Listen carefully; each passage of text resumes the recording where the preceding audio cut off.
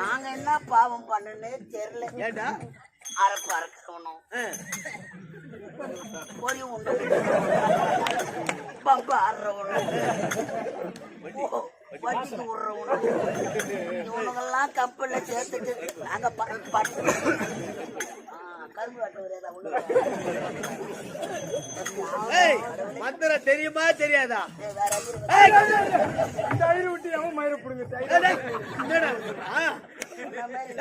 இந்த ஐரு விட்டு அவன் மயிரை பிடுங்க. இன்னும்